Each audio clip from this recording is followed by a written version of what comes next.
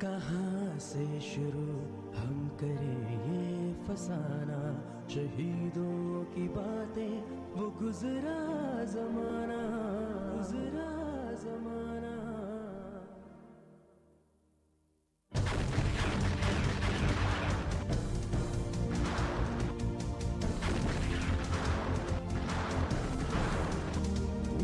कहाँ से शुरू हम करें ये फसाना, शहीदों की बातें वो गुजरा जमाना।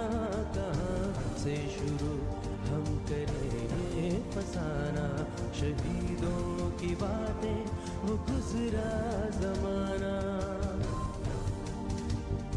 आजादी गुनाह है बताया गया था, आजादी गुनाह है बताया गया था, हजारों को फांसी चढ़ाया गया था।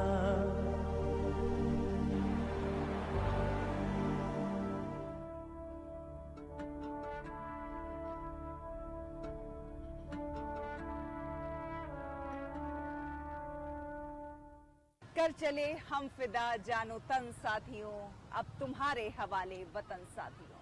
शहीदों की चिताओं पर लगेंगे हर बरस मेले, वतन पर मिटने वालों का यही बाकी निशान होगा। नमस्कार, बहुत बहुत स्वागत है आप सभी का हमारे इस खास कार्यक्रम शहीदों की बातें वो गुजरा जमाना में। मैं हूं शहला निगार और मैं हूं आपके साथ रविंद्र सिंह।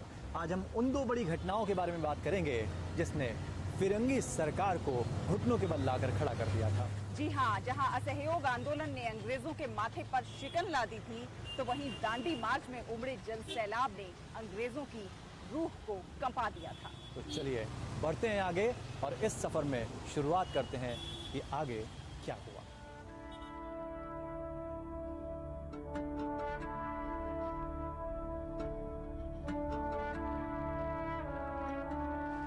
भारत में आजादी के लिए एक के बाद एक आंदोलन हो रहे थे। रॉलेट सत्याग्रह की कामयाबी के बाद सही मायने में महात्मा गांधी एक राष्ट्रीय नेता बन चुके थे। अपनी इसी कामयाबी से प्रेरित होकर उन्होंने अगस्त 1920 में असहयोग आंदोलन की शुरुआत की। जी हाँ, और गांधी जी ने भारतवासियों से अपील की कि वो अंग्रेजी सरकार से अपने सभी प्रकार के सारे संबंध तोड़ दें। और फिर रविंद्र, एक वो दौर आया जब विदेशी सामान की होली जलाई जाने लगी, तमाम जो उपाधियां थी, जो पुरस्कार थे, वो लौटाए जाने लगे और असहयोग आंदोलन की शुरुआत हुई। गांधी जी की अपील का ये असर था। बिल्कुल, और इसी असहयोग आंदोलन ने सभी देशवासियों में नव जागृति और नव चेतना को भर दिया।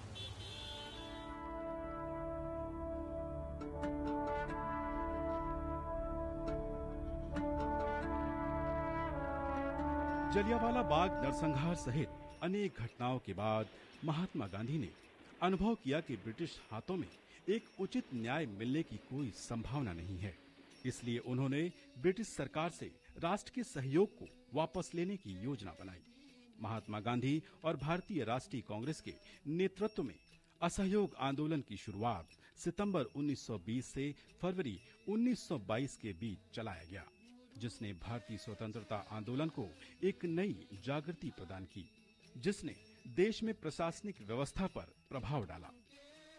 यह आंदोलन अत्यंत सफल रहा क्योंकि इसे लाखों भारतीयों का प्रोत्साहन मिला। इस आंदोलन से ब्रिटिश प्राधिकारी हिल गए।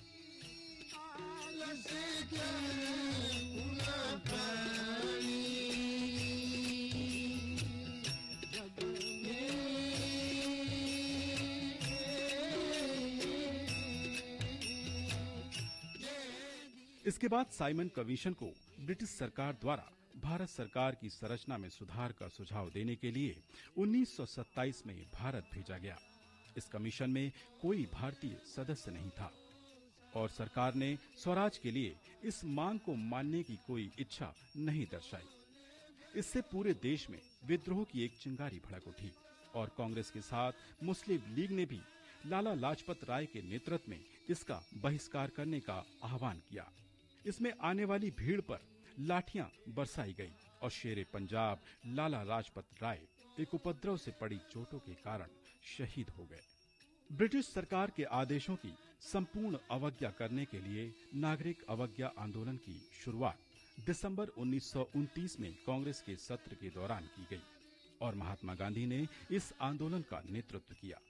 इस आंदोलन के दौरान यह निर्णय लिया गया कि भारत 26 जनवरी को पूरे देश में स्वतंत्रता दिवस मनाएगा।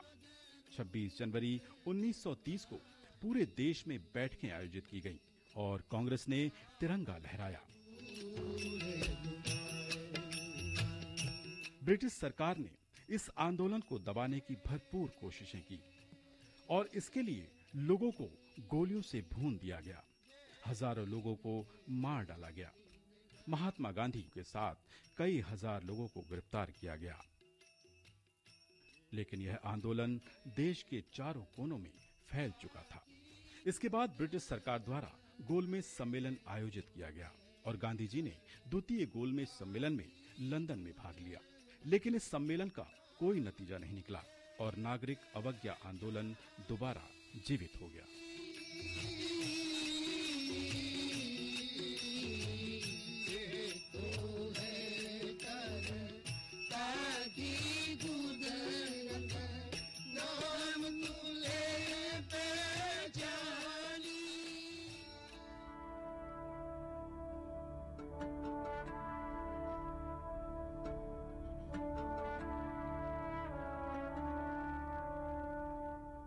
गुलामी के दौरान नमक का स्वाद नमकीन नहीं बल्कि कड़वा था, क्योंकि समुद्र भी हमारा, जमीन भी हमारी, नमक भी हमारा, फिर कर अंग्रेजों का क्यों?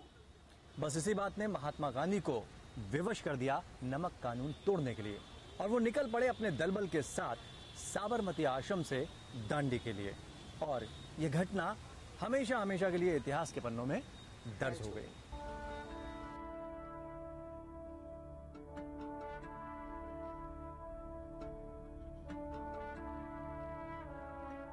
भारत में नमक उत्पादन और वितरण लंबे समय से अंग्रेजों के एकाधिकार में था। अंग्रेजों ने कई कानूनों के माध्यम से भारतीयों को स्वतंत्र रूप से नमक बनाने या बेचने पर रोक लगा रखी थी, जिसके कारण भारतीयों को नमक महंगा खरीदना पड़ता था। नमक पर भारी रूप से कर लगाया जाता था, जिसे अक्सर आयात किया जाता था। इसने बहुत से भारतीयों को प्रभावित किया। जो लोग गरीब थे वो इसे खरीदना नहीं चाहते थे। 19वीं शताब्दी में नमक कर के खिलाफ भारतीयों ने विरोध प्रदर्शन शुरू किया, जो कि पूरे उपमहाद्वीप के ब्रिटिश शासन काल में एक बड़ा विवादित मुद्दा बन गया। और फिर 1930 की शुरुआत में गांधी जी ने नमक कर के खिलाफ उच्च प्रदर्शन करने का फैसला किया। ऐसा नहीं था कि 1930 में नमक ही सबसे बड़ी समस्या थी। उस वक्त कई ऐसे टैक्स थे जो भारतीयों पर थोपे गए, मसलन लैंड रेवेन्यू। लेकिन महात्मा गांधी ने नमक को चुना, क्योंकि उनका मानना था कि नमक पर हर भारतीय का पहला हक है। हर भारतीय काम करते हुए पसीना बहा रहा है और उसे ही नमक नहीं मिल पा रहा है। ब्रिटिश सरकार ने नमक पर भारी कर लगा रखा था। गांधी जी की नजर में यह अन्याय था, क्योंकि नमक बनाने पर भी सरकार का एकाधिकार था। गांधी जी का मानना था कि नमक प्राकृतिक चीज है, इसलिए देश के हर नागरिक का इस पर पहला अधिकार है। महात्मा गांधी का यह मार्च सत्य के लिए था। उनके इरादे साफ थे। उनका कहना था, अगर आप हमें मारोगे तो हम पलटकर वार नहीं करेंगे, लेकिन हम आपके नियम कानून भी नहीं मानेंगे।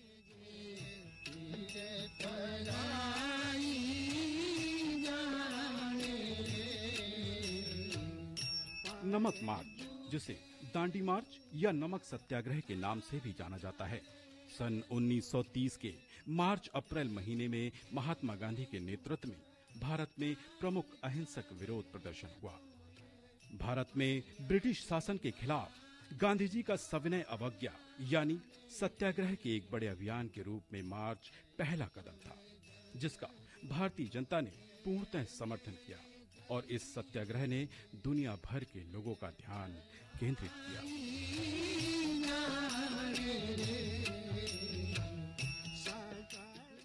12 मार्च 1930 को गांधी जी ने अहमदाबाद के पास स्थित अपने साबरमती आश्रम से कई दर्जन स्वयं सेवकों के साथ पांव पैदल निकल पड़े। उनकी मंजिल थी 385 किलोमीटर दूर समुद्र के किनारे बसा छोटा सा गांव दांडी, और मकसद था हिंदुस्तान के लाखों लोगों के शोषण को खत्म करा के उन्हें आजाद कराना।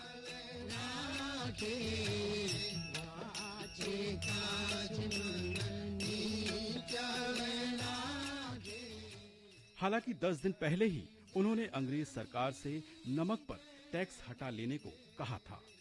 नमक पर सरकार की इजारेदारी थी और उसकी कीमत का आधा हिस्सा टैक्स में वसूल लिया जाता था।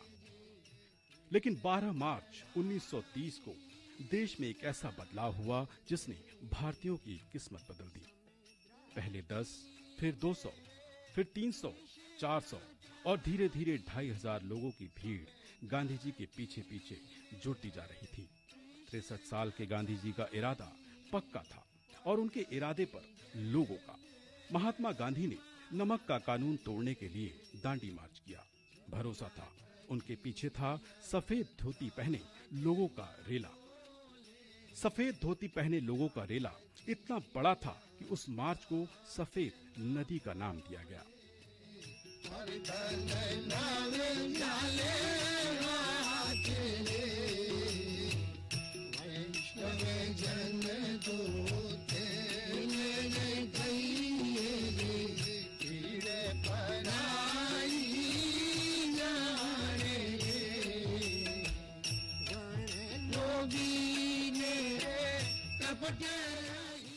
प्रत्येक दिन की यात्रा के बाद समूह उस मार्ग पर एक नए गांव में, जहां गरीब जनता पर लगाए जाने वाले कर की अन्याय के खिलाफ गांधी जी को सुनने के लिए अधिक से अधिक भीड़ इकट्ठा होती थी।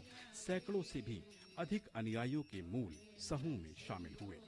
गांधी जी ने आजादी की लड़ाई में जनता को गोल बंद करने के लिए इस मुद्दे की अहमियत को पहचान लिया था। उनका फैसला गलत नहीं निकला। हर पड़ाव पर सैकड़ों लोग जत्थे के साथ आ मिलते रहे। सैकड़ों सरकारी कर्मचारी इस्तीफे देकर इस आंदोलन में शरीक हो गए। जगह जगह महिलाओं ने सत्याग्रहियों की आरती उतारी। काफिले को घुटने तक पानी और कीचड़ से होकर गुजरना पड़ा।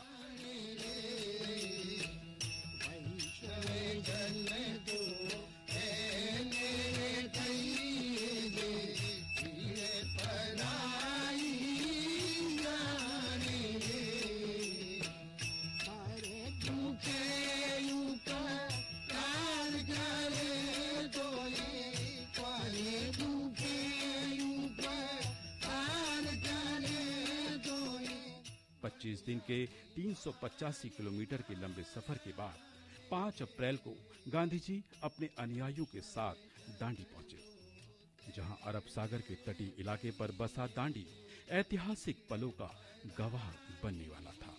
गांधी जी के नमक आंदोलन की व्यापकता को देखकर अंग्रेजों ने समुद्र किनारे नमक को कीचड़ में फैला दिया, लेकिन गांधी जी तो गांधी जी थे। उन्होंने उसी कीचड़ सने नमक से अंग्रेजों को सबक सिखाया। देखने में यह छोटी घटना थी, लेकिन इसका असर व्यापक रहा। ब्रिटिश सरकार के लिए यह एक बड़ा झटका था।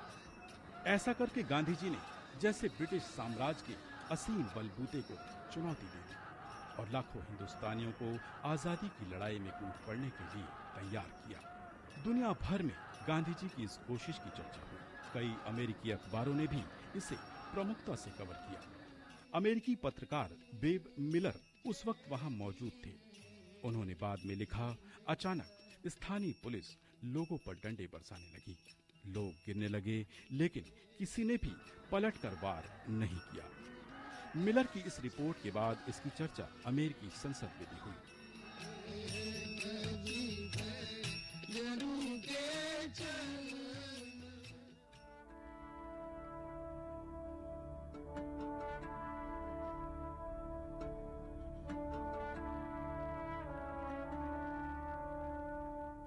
महात्मा गांधी ने नमक कानून तोड़कर आजादी की तरफ कदम बढ़ा दिया था। उनकी इसी प्रेरणा से नमक कानून एक राष्ट्रव्यापी आंदोलन बन सका था। और इसी कड़ी में रविंद्र, तमिलनाडु का नमक आंदोलन भी एक बहुत अनोखा और अलग तरह का नमक आंदोलन था। जगह भले ही अलग हो, उद्देश्य एक था। उद्देश्य था राष्ट्र भूमि के लिए नमक कानून तोड़कर नमक की हलाली करना।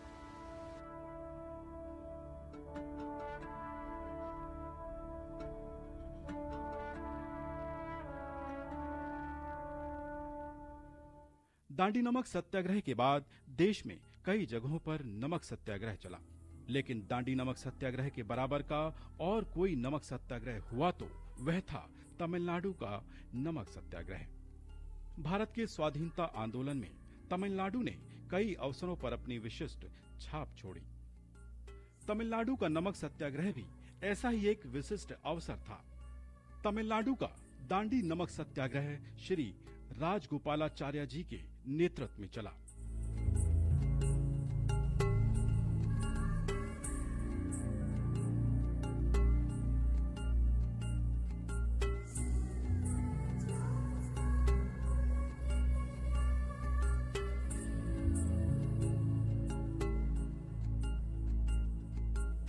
योजना थी कि नमक सत्याग्रहियों का दल श्री राजाजी के नेतृत्व में तिरुचिरापल्ली के टीएसएस राजन के घर से निकलकर वेदारण्यम की ओर पदयात्रा करके निकलेगा। तमिलनाडु भर से सेवक एकत्रित हुए। उनमें से 98 सत्याग्रही चुने गए। 13 अप्रैल 1930 के दिन सवेरे 5 बजे श्री राजाजी के नेतृत्व में अहिंसा की रणभेरी बज उठी। मंगल वाद्य की ध्वनि के साथ तमिलनाडु नमक सत्याग्रह की विजय यात्रा शुरू हुई। सत्याग्रहियों के दल ने कावेरी का पुल पार किया। उनके स्वागत के लिए उस पार श्रीरंगपट्टिनम में मंगल वाद्यम के साथ जनता इकट्ठा हुई थी। सब राष्ट्रीय ध्वज फहरा रहे थे। हर रोज दोपहर 1 बजे से 2 बजे तक मौन व्रत और तकली के काटने का निर्णय था। श्रीरंगपट्टिनम से सत्याग्रह सेना थिरुवाला रोहिलाई पहुंची। रात की बैठक में श्री राजाजी ने नमक सत्याग्रह के बारे में विस्तार से बताया।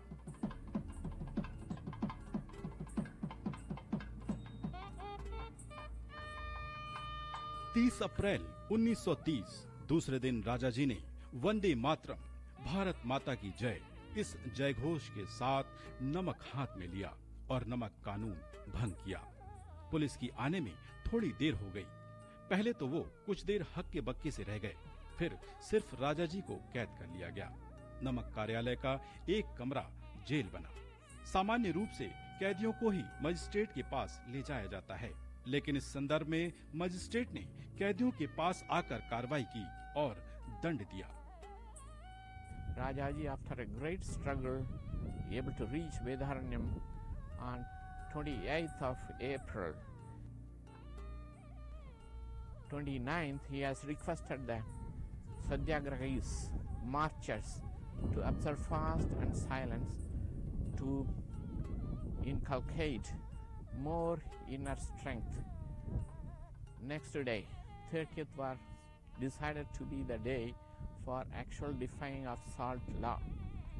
Early morning, when the conch was blown around 5 o'clock, the marchers couldn't find their leader.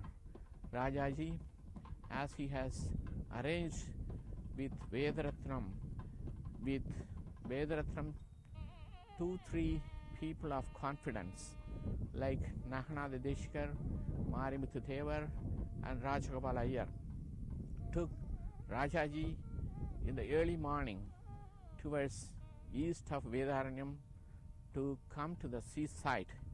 They came all the way from Vedaranyam through a canal and through these natural fences like pandanus and prosopis. Gandhi ji की young India पत्रिका में भी राजाजी के बंदी होने का विवरण प्रकाशित हुआ। जेल की सजा प्राप्त श्री राजाजी अगस्ती पड़यम रेलवे स्टेशन लाए गए। सख्ती से दमन चक्र चलाने वाले जिला प्रशासक थान भी रेल में आकर श्री राजाजी से मिले। थान ने राजाजी को कॉफी पिलाई। सभी लोग इसे देखकर चकित रह गए। उनके कैद में होने के बाद कई और नेताओं ने नेतृत्व संभाला। उन पर और अत्याचार किए गए, लेकिन वो अहिंसा पर डटे रहे। उन्होंने बड़े अनुशासन के साथ नमक सत्याग्रह किया। गांधी जी ने अगले 2 महीनों के लिए नमक कर के खिलाफ अपना सत्याग्रह जारी रखा। सिविल अवज्ञा के कृत्यों द्वारा नमक कानूनों को तोड़ने के लिए अन्य भारतीय भी प्रोत्साहित हुए। अप्रैल में हजारों लोगों को गिरफ्तार कर लिया गया और जेल में बंद कर दिया गया।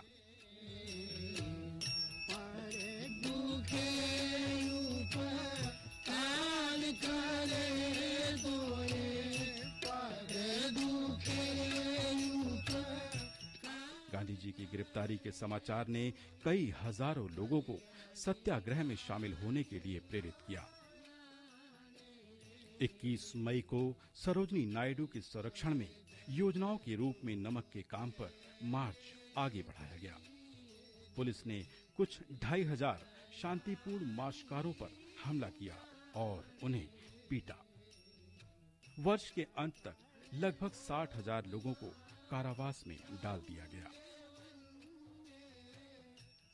गांधी जी को जनवरी 1931 में हिरासत से रिहा किया गया और तब लॉर्ड इरविन के साथ में सत्याग्रह अभियान को समाप्त करने के बारे में बात की। बाद में एक संघर्ष विराम की घोषणा हुई, जिसे गांधी इरविन संधि में औपचारिक रूप दिया गया, जिस पर 5 मार्च को हस्ताक्षर किए गए थे।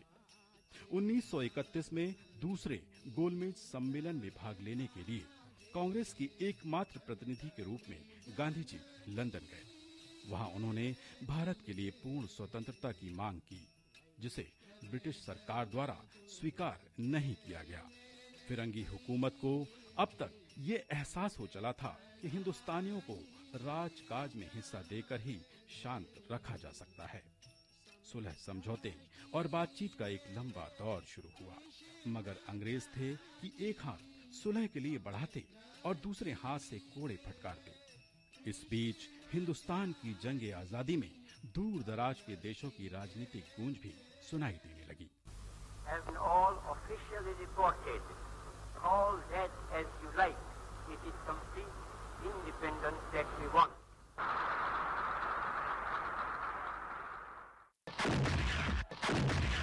1939 में दूसरा विश्व युद्ध छिड़ गया। इसके साथ ही घटनाओं की रफ्तार तेज हो गई।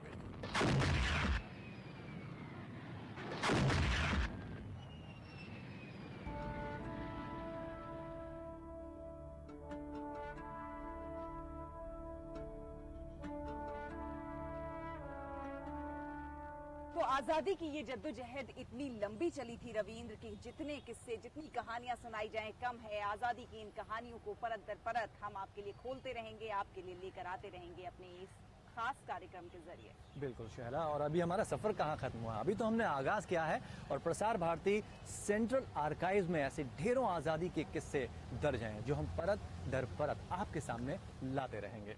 लेकिन आप सभी को हमारा ये कार्यक्रम कैसा लग रहा है, आप हमें इसके लिए लिख सकते हैं। हमारा ईमेल आईडी है doordarshanarchives@gmail.com। और यही नहीं, सोशल मीडिया के जरिए भी आप हमसे जुड़ सकते हैं। हमारे सोशल मीडिया के एड्रेस ये है। हमारा फेसबुक आईडी है www.facebook.com/DDarchives। हमारा ट्विटर हैंडल है www.twitter.com/DD_archives। हमारा यूट्यूब एड्रेस है www.youtube.com/C/DDarchive। हमारा इंस्टाग्राम एड्रेस है www.instagram.com/DDarchivesindia। फसाना शहीदों की बातें, वो गुजरा जमाना। दूरदर्शन अभिलेखागार की एक्सक्लूसिव डीवीडीज और सीडीज आप ऑनलाइन भी खरीद सकते हैं। हमारा ऑनलाइन एड्रेस है www.prasarbhartiarchives.co.in। यही नहीं, आप इसे अमेज़न की वेबसाइट www.amazon.in से भी खरीद सकते हैं। ये डीवीडीज और सीडीज आप हमारे दूरदर्शन के प्रमुख केंद्रों, आकाशवाणी केंद्रों, दिल्ली हाट और नई दिल्ली के आकाशवाणी भवन से भी प्राप्त कर सकते हैं। तो इसी के साथ हमारे इस खास कार्यक्रम शहीदों की बातें वो गुजरा जमाना में आज के लिए बस इतना ही। हम फिर हाजिर होंगे कुछ और बातों के साथ, कुछ और कहानियों के साथ। हमारी आज की पूरी टीम को दीजिए इजाजत। नमस्कार, जय हिंद, जय भारत। फसाना शहीदों की बातें, वो गुजरा जमाना, कहाँ से शुरू हम करेंगे फसाना। शहीदों की बातें, वो गुजरा जमाना। आजादी गुनाह है बताया गया।